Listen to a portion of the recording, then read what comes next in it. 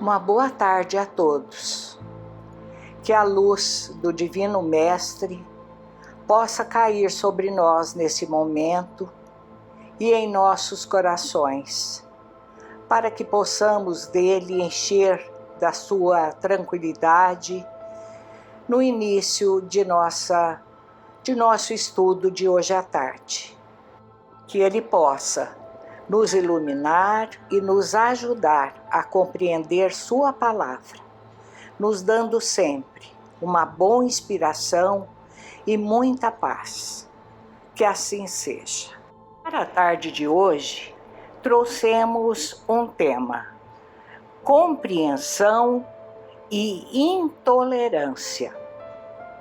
Em princípio, dois assuntos completamente diferentes um do outro. E veremos então como eles estão bem interligados, exatamente por serem a negação um do outro. A história da humanidade divide-se em dois períodos distintos, antes e depois de Cristo. E passados mais de 2000 anos da vinda de Jesus a esse mundo, de provas e expiações, o que temos? Será que nós aprendemos as lições trazidas pelo Cristo? Será que aprendemos a amar, respeitar, compreender e perdoar ao nosso próximo? Infelizmente, a resposta é ainda negativa.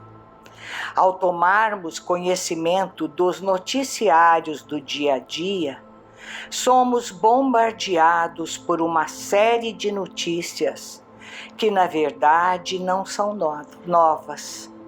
Todas elas trazendo informações sobre as mazelas acontecidas pelo mundo. De repente, uma autoridade em estado total de desequilíbrio atira num pai de família em um supermercado. Um pai tira a vida de seu filho de 2, 3 anos com um soco no rosto. Os motivos, as razões alegadas são sempre mínimas, fúteis, quase nada. As pessoas brigam, desentendem, fazem guerra sem o mais nem porquê. Ao procurar respostas para tantas mazelas, recorremos muitas vezes à casa espírita. E o que aprendemos lá? Aprendemos que o espiritismo é um conjunto de princípios e leis revelados pelos espíritos superiores, contidos nas obras de Allan Kardec, que constituem a codificação espírita. Esses livros são o Livro dos Espíritos, o Livro dos Médiuns, o Evangelho segundo o Espiritismo, o Céu e o Inferno e a Gênese. É o Consolador prometido, que veio no devido tempo recordar e completar o que Jesus ensinou, restabelecendo todas as coisas no seu verdadeiro sentido, trazendo assim à humanidade as bases reais para a sua espiritualização. Ou seja, a doutrina espírita não fala nada além do que Jesus falou, apenas vem tornar mais fácil, mais ao nosso alcance, aqueles ensinamentos que nós mesmos, homens, não entendemos quando ele, o Mestre, esteve aqui.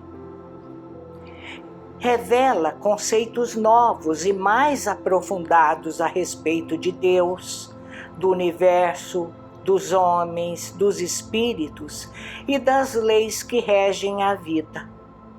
Revela ainda o que somos, de onde viemos, para onde vamos, qual o objetivo da nossa existência e qual a razão da dor e do sofrimento. trazendo conceitos novos sobre o homem e tudo que o cerca.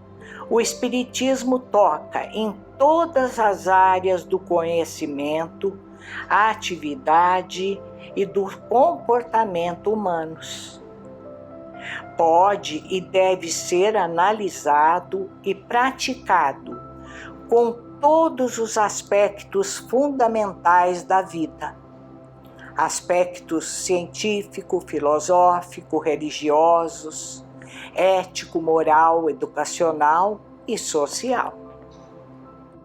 Ensina-nos que os espíritos são criados simples e ignorantes, evoluem intelectuais e moralmente, passando de uma ordem inferior para outra mais elevada, até chegar à perfeição, onde gozam de inalterável felicidade. Os espíritos reencarnam tantas vezes quanto forem necessários ao seu aprimoramento, e assim evoluem sempre, e em múltiplas existências corporais podem estacionar, porém nunca regridem. A rapidez do seu progresso intelectual e moral depende dos esforços que façam para chegar à perfeição.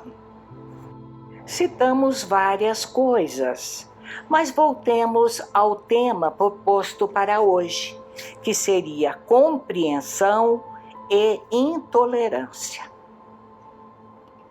Se formos observar melhor, veremos que por trás de todos os acontecimentos desagradáveis estará sempre aquilo que poderemos chamar como um dos grandes males do século.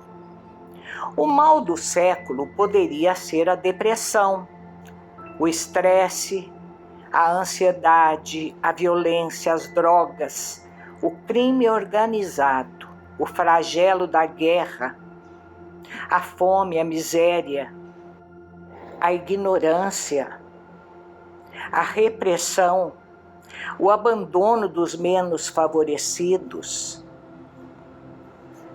o desamor, o rancor, o ódio, o desprezo, a inveja, a cobiça, considerados individualmente ou em conjunto, como o mal ou os males dos séculos. Mas podemos afirmar que existe um fator preponderante e presente que praticamente todas essas manifestações como causa maior dos males que afligem o mundo atual. Que mal será esse? Por que não sabemos dele? Estamos aqui nos referindo à intolerância. Intolerância às manifestações alheias e diferenças individuais. Foi daí que surgiram os primeiros grandes conflitos bélicos do século, os massacres dos inocentes. É por causa da intolerância que assistimos estarrecidos ataques terroristas que acontecem. É por causa da intolerância que vemos nossos irmãos morrerem de fome em alguns países da África. A intolerância ao novo e às mudanças é a causa da ansiedade, estresse e depressão. A violência, de uma maneira geral, é a manifestação da intolerância às condições de vida. É por causa da intolerância que assistimos e praticamos a discriminação em todas as suas formas. A miséria e suas consequências, entre elas o crime, a prostituição, o fruto da cobiça em um mundo competitivo que exclui, por uma intolerância egoística, a grande maioria. É fácil notar a intolerância por motivos fúteis. Por exemplo, no trânsito, onde os motoristas não suportam que outros andem devagar ou muito depressa, que cortem caminho, roubem uma vaga, etc. A intolerância se manifesta contra a liberdade de manifestação de opinião, o que poderia ser considerado uma grande conquista da humanidade contemporânea.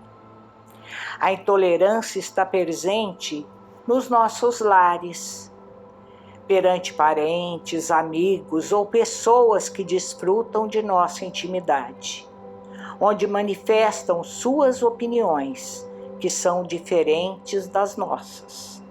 É fato, a intolerância está presente no nosso dia a dia. E ela pode assim ser entendida: falta de capacidade de aceitação do outro, da maneira como ele é, fanatismo, intransigência, desrespeito à opinião, modo de ser das outras pessoas, falta de paciência para com o outro. E recordemos o Evangelho segundo o Espiritismo, capítulo 10, onde diz: ninguém sendo perfeito, seguir-se-á que ninguém tem o direito de repreender o próximo? E a resposta é clara: certamente que não, pois cada um de vós deve trabalhar para o progresso da coletividade, e sobretudo dos que estão sob vossa tutela. Mas por isso mesmo deveis fazê-lo com moderação, para colimar um fim útil, e não, como as mais das vezes, pelo prazer de denegrir. Ou seja, cada um de nós é um espírito único, com experiências e aprendizados diferentes, e por isso mesmo cada um de nós agirá sempre de maneira diferente. Querer que todos sejam iguais, façam tudo de maneira igual a nós, é um grande engano. A criatura intolerante não perdoa, nem mesmo atenua as falhas humanas, e por isso falta-lhe a moderação nas apreciações com o próximo. Vê apenas o lado errado das pessoas, o que nada estimula o bem proceder. O intolerante não perdoa, nem mesmo atenua as falhas humanas. E por isso falta-lhe a moderação nas apreciações com o próximo. Vê apenas o lado errado das pessoas, o que nada estimula o bem proceder. A fácil irritação é também um aspecto predominante do tipo intolerante. O senso de análise é nele muito forte. Na sua maneira de ver, quem erra tem de pagar pelo que fez. Não há considerações que possam aliviar uma falta. Somos capazes de ver o cisco no olho do nosso vizinho e não enxergarmos a trave no nosso. Somos capazes de comentar apenas o lado desagradável e desairoso das criaturas. A intolerância doentia é um sintoma indicativo de que algo muito sério precisa ser corrigido dentro do nosso próprio ser. Onde estará o remédio para esse mal? Está na compreensão, na tolerância, na misericórdia, que são virtudes contrárias à intolerância. O poder da compreensão é aceitar as reações alheias sem aborrecer-se, ouvir serenamente, pois por mais pavorosa que seja a narração, sem nos escandalizarmos, auxiliando o encontro de soluções pela própria pessoa. É afastar ressentimentos e mágoas por alguém que nos perturbe. Ser transigente ao julgar o comportamento do próximo. Tudo isso lembrando-nos do Livro dos Espíritos, onde se pergunta qual é o tipo mais perfeito que Deus ofereceu ao homem para lhe servir de guia e modelo. A resposta dos Espíritos foi Jesus. E em seguida vem explicações que dizem que Jesus é para o homem o tipo de perfeição moral a que pode se inspirar na Terra.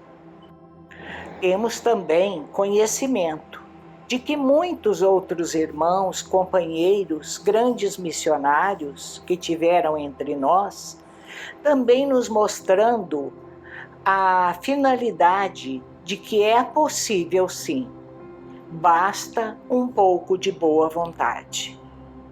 Finalizar, lembremos de Paulo em Coríntios 1, onde no texto ele aborda o verdadeiro sentido da caridade. Trata a questão de forma profunda, ampla e inquestionável. E aqui nós encerramos desejando uma ótima semana a todos. Muita paz.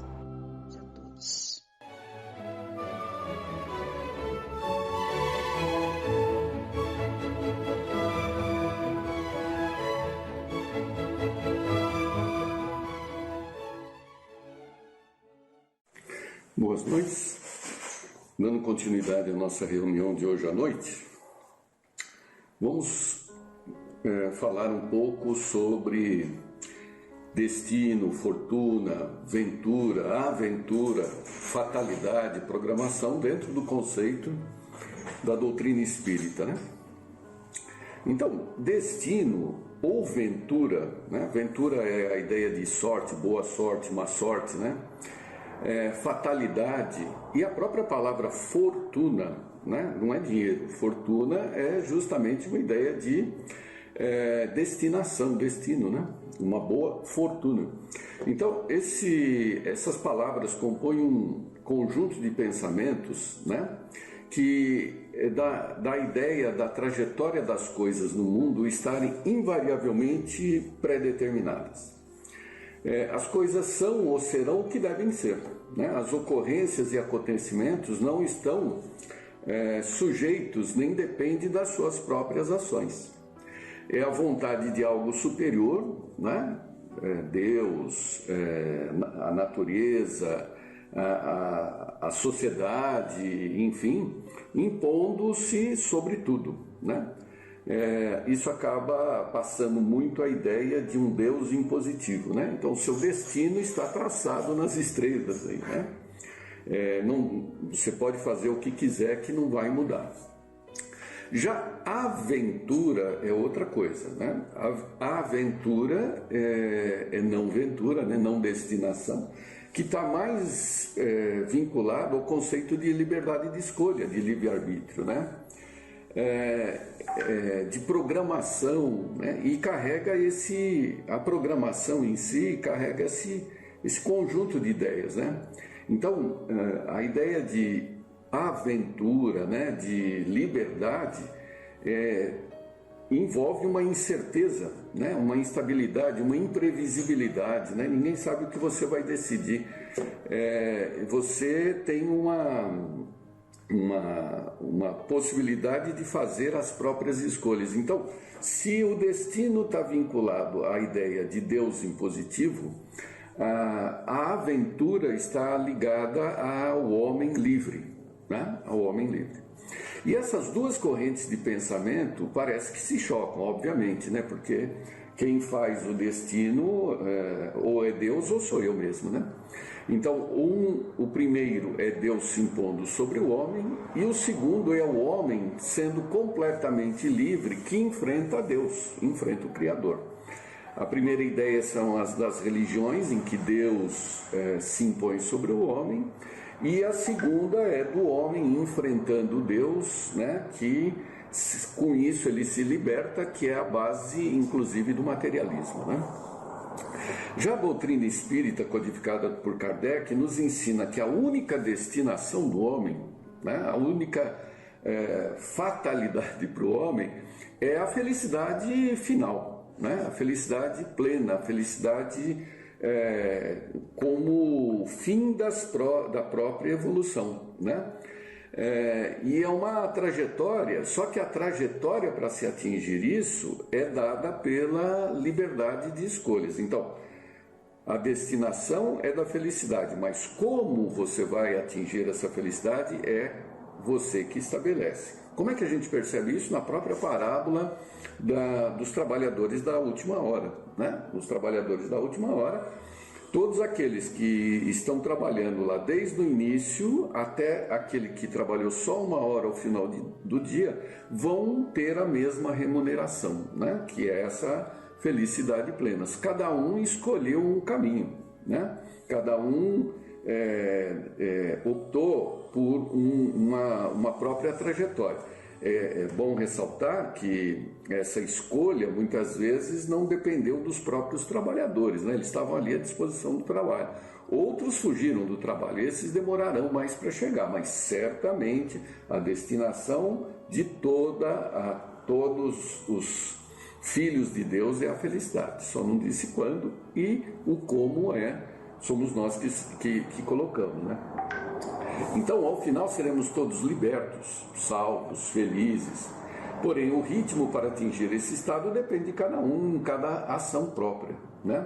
Ao longo das inúmeras renovações de oportunidade representado pelo que acontece nas nossas reencarnações, né? Então, são as oportunidades que Deus nos dá para acelerarmos ou atrasarmos esse caminho, né?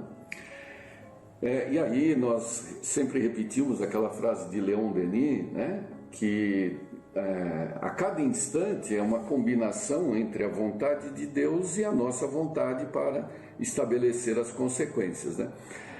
Não predomina impositivamente o que Deus tem como vontade. Ele te deu a liberdade para você fazer. Só que esse distanciamento entre o que Ele espera que você faça e o que você fez, esse distanciamento exige um ajuste, né? Uma correção, né? Esse ajuste nós chamamos de justiça, né? Para compensar esse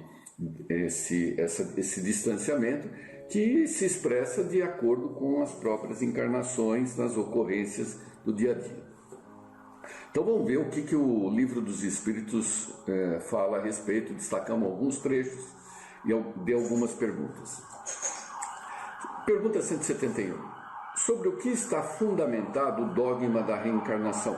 Lembrando que aqui a palavra dogma foi usada, né, mas não no sentido de crença sem justificativa, foi no sentido racional, né?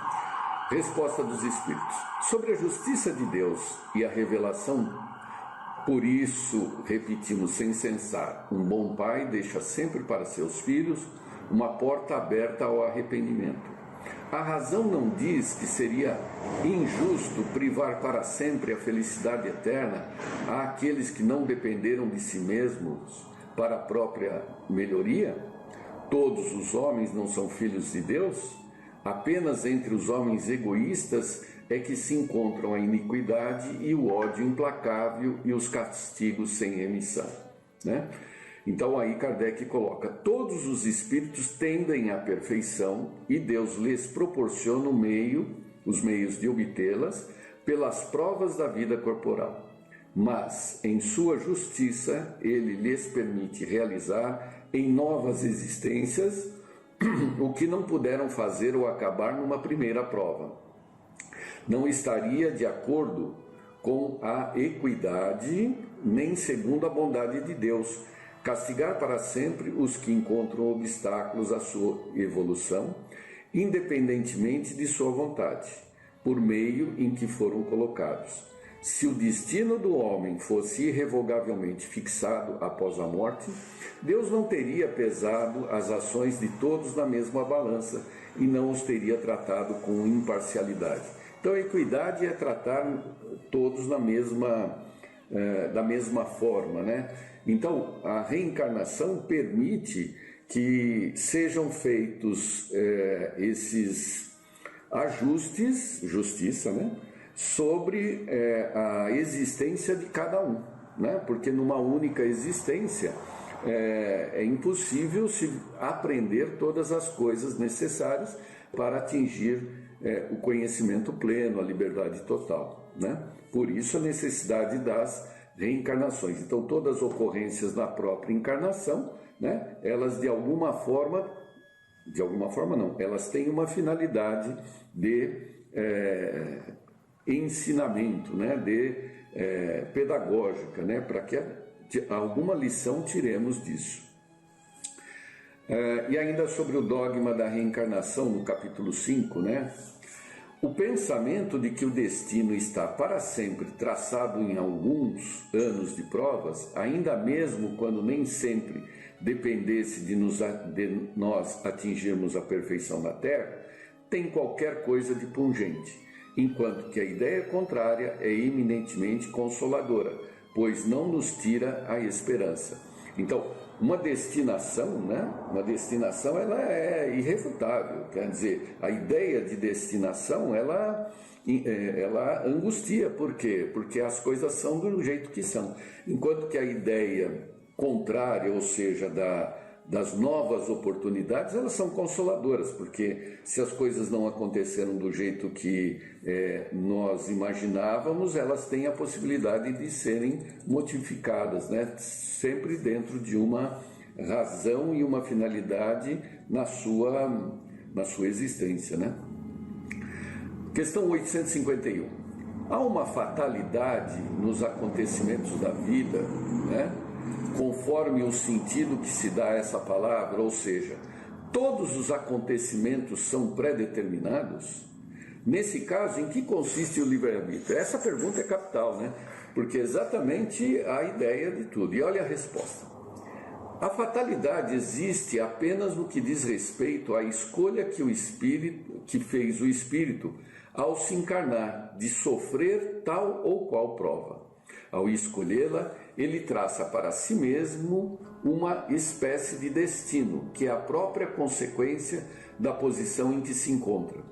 Refiro-me às provas de natureza física, porque, no tocante às provas morais e às tentações, o espírito conserva o seu livre-arbítrio sobre o bem e o mal e é sempre senhor de ceder ou de resistir. Um bom espírito, ao vê-lo fraquejar, pode vir em seu auxílio, mas não pode influir sobre ele de maneira a senhorear-lhe a vontade. Um mau espírito, quer dizer inferior, ao mostrar-lhe ou exagerar um perigo físico, pode abalá-lo e assustá-lo, mas a vontade do espírito encarnado não fica, por isso, menos livre de qualquer entrave. Pergunta seguinte. Há pessoas que a fatalidade parece segui-las, malgrado a sua maneira de agir. Essa é a infelicidade em seu destino? São talvez provas que devem sofrer e que elas próprias pessoas escolheram, mas ainda uma vez tomam por destino aquilo que é, na maioria das vezes, apenas consequência da sua própria falta. Em meio aos males que o afligem, cuide que sua consciência esteja pura e estará em parte consolado. Aí Kardec comenta: as ideias justas ou falsas que fazemos das coisas nos fazem vencer ou fracassar, segundo o nosso caráter e a nossa posição social. Achamos mais simples e menos humilhante para o nosso amor próprio atribuir nossos fracassos à sorte ou ao destino, que às próprias falhas. Se a influência dos espíritos contribui em algumas ocasiões para tanto, podemos sempre subtrair-nos a ela, repelindo as más ideias que nos sugerem. Pergunta 853. Certas pessoas escapam de um perigo mortal para cair em outro. Afigura-se não poderem escapar à morte. Não há nisso uma fatalidade? E a resposta: fatal, no verdadeiro sentido da palavra, apenas um instante da morte. O homem não pode subtrair-se a esse momento, quer ele surja por um meio ou por outro. Pergunta 864. Se há pessoas a quem a sorte é contrária, outras parecem favorecidas, pois tudo lhes corre bem. A que se deve atribuir isso? Geralmente porque sabem melhor orientar-se. Mas isso pode ser também um gênero de prova. O sucesso as embriaga, elas se confiam ao seu destino e frequentemente pagam mais tarde esse sucesso com cruéis reveses, que poderiam ser evitados com um pouco de prudência. Pergunta 866. Dessa forma, a fatalidade que parece presidir aos destinos do homem na vida material seria o resultado do nosso livre-arbítrio? A resposta: a sua própria pessoa escolheu a sua prova. Quanto mais rude ela for e mais bem suportada, mais condições lhe dará de elevar-se. Os que passam a vida na abundância e no bem-estar são espíritos covardes que permanecem estacionários. Assim, o número de infortunados ultrapassa sobremaneira o dos felizes do mundo, visto que os espíritos procuram, em sua maioria, as provas que lhes sejam mais proveitosas. Eles veem muito bem a futilidade de suas grandezas e prazeres. Aliás, a vida mais feliz é sempre agitada, sempre inquieta, apesar da ausência de dor. Pergunta 867. De onde vem a expressão nascido sob uma boa estrela? Velha superstição, que atribui às estrelas o destino de cada homem. Alegoria que certas pessoas fazem a tolice de tomar ao pé da letra. Então, para ilustrar essa velha superstição, ao fundo desta gravação, vocês poderão ouvir e ler poemas populares medievais europeus do século XI e XII, famoso até, uma ópera famosa, que fala exatamente sobre a roda da fortuna ou roda do destino, comparando a lua e as suas fases de ascensão, auge, queda e desventura. Então, o homem ele sempre alimentou ao longo dos séculos, através da observação do que ocorre consigo mesmo e com os próximos, essa ascensão, um auge, a queda e o infortúnio, E isso nós carregamos, ao longo, individualmente e coletivamente. No Livro dos Espíritos, a palavra destino é encontrada quase 30 vezes, enquanto que a palavra programação é pouco ou não usada.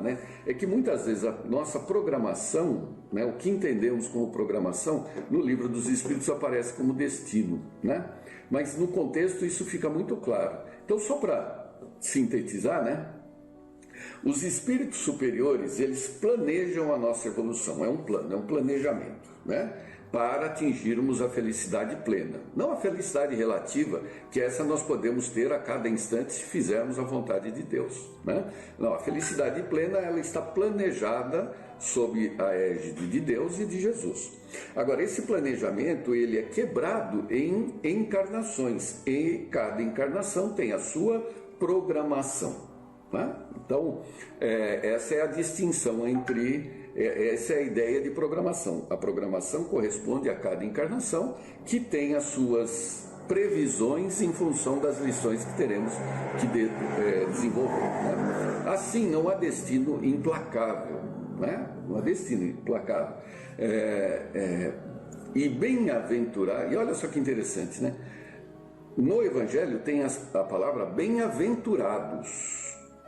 Ventura quer dizer destino, aventura quer dizer uso do livre-arbítrio. Então, bem-aventurados, quer dizer, não é bem destinados, é bem-aventurados, são aqueles que, pelo uso do livre-arbítrio, da liberdade de escolha, adotam caminhos para a construção da própria felicidade. Então, bem-aventurados os simples, bem-aventurados os humildes, bem-aventurados os que têm sede de justiça. Não são os bem-destinados, são aqueles que buscam, através das ações,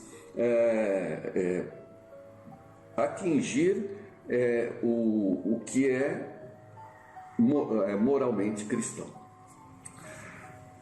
O texto todo está no site, e sugiro que vocês prossigam nos estudos a respeito do tema, ok? Então vamos terminar nossa reunião fazendo a prece que Deus nos ensinou. Pai nosso que estás nos céus, santificado seja o teu nome. Venha a nós o teu reino, seja feita a tua vontade, assim na terra como nos céus. Pão nosso de cada dia, nos dai hoje e sempre. Perdoa, Senhor, as nossas dívidas, assim como perdoarmos aos nossos devedores. Não nos deixeis cair em novas tentações, mas livra-nos do mal que existe dentro de nós mesmos. Porque é teu reino, o poder, a glória, a justiça, a esperança e o amor para todos sempre. Que assim seja. Boa semana a todos. Até segunda-feira.